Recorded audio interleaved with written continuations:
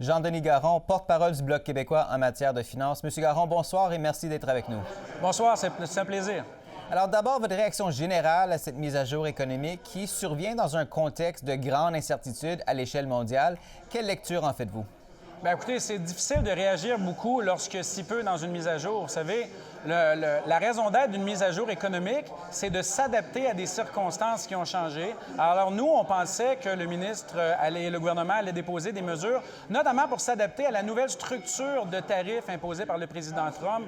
Parce que comme vous savez, jusqu'à il n'y a pas si longtemps avec l'ACEUM, 85 des exportations québécoises et canadiennes étaient un peu isolées des tarifs. Mais depuis le dernier calcul de M. Trump, il y a 2 semaines, on a près de la moitié des exportations québécoises qui sont assujetties à de nouveaux tarifs. On a déjà des fermetures chez Meubles Rive-Sud. On a vu chez BRP une situation qui est très, très grave. Et il n'y a dans cette mise à jour-là non seulement rien pour aider ces entreprises-là, aucune subvention salariale, pas d'annonce de révision du programme d'assurance-emploi, aucune mesure d'aide, mais encore pire, on réalise que la mise à jour, elle a été écrite avant le changement dans les tarifs et qu'elle n'a pas été corrigée parce que, essentiellement, sur la proportion de nos exportations qui ne sont pas assujetties à des tarifs, les données qui sont dans la mise à jour même, bien, elles sont inexactes.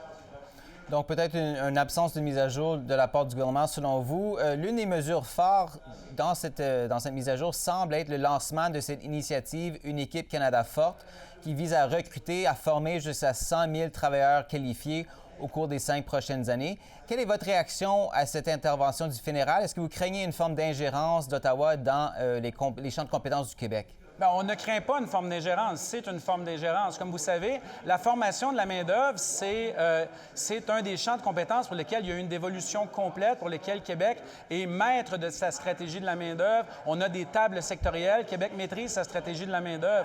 Alors, si le gouvernement fédéral est sérieux dans sa volonté de former plus rapidement de la main-d'œuvre, de former à des nouveaux métiers, de faire en sorte qu'on soit près des entreprises pour être capable d'appliquer des mesures de formation de la main-d'œuvre, il faut immédiatement qu'ils prennent l'argent en bloc, que l'argent soit transféré à Québec pour que le gouvernement du Québec, qui a déjà les 2 pieds dans les entreprises, qui est déjà à 100 dans la formation professionnelle, que le gouvernement du Québec puisse aller de l'avant.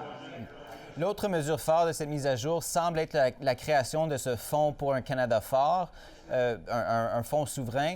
Plusieurs détails, je pense qu'on peut le dire, demeurent pour l'instant flous. Quelles sont vos principales inquiétudes face à ce qui est proposé, mis de l'avant? Bien, ce n'est pas plusieurs détails qui restent flous. On ne connaît absolument rien de ce fonds-là. Vous vous rappellerez, pas plus tard qu'hier, le ministre des Finances fait son annonce et là, on lui pose des questions sur ce à quoi va servir ce fonds-là, comment il va être administré, etc.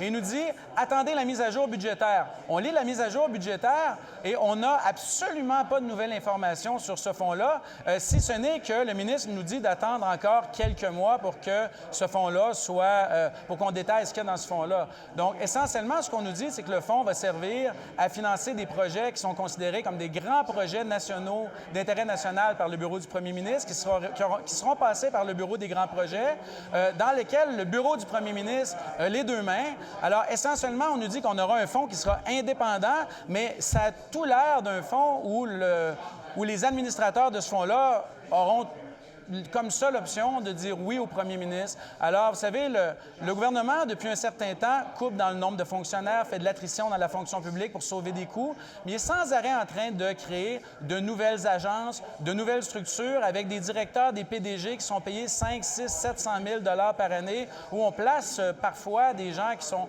proches de M. Carney, proches des libéraux. Alors, on se demande encore quel est l'objet de ce fonds-là et on ne le sait toujours pas. L'autre grande inquiétude partagée par bien des Canadiens, évidemment, ça concerne tout ce qui concerne le coût de la vie, l'abordabilité. Pour l'instant, en fait, ce qu'on peut voir d'après notre lecture, il y a très peu de nouvelles mesures dans cette mise à jour pour aider concrètement les Canadiens à joindre les 2 bouts. Le gouvernement parle plutôt des initiatives qui ont déjà été mises de l'avant. Qu'est-ce que vous pensez de la décision du gouvernement de ne rien annoncer de plus que ce qui a déjà été dévoilé? Bien, non seulement le gouvernement n'annonce absolument rien pour le coût de la vie, mais on a un gouvernement qui lui-même a créé 2 classes d'aînés il y a quelques années, qui ont augmenté, un gouvernement qui a décidé d'augmenter la pension de sécurité de la vieillesse des 75 ans et plus de 10 Et pour ce gouvernement-là, il y a de bons et de mauvais aînés, alors que tous ces gens-là ont travaillé toute leur vie pour avoir le droit à leurs prestations de sécurité de la vieillesse.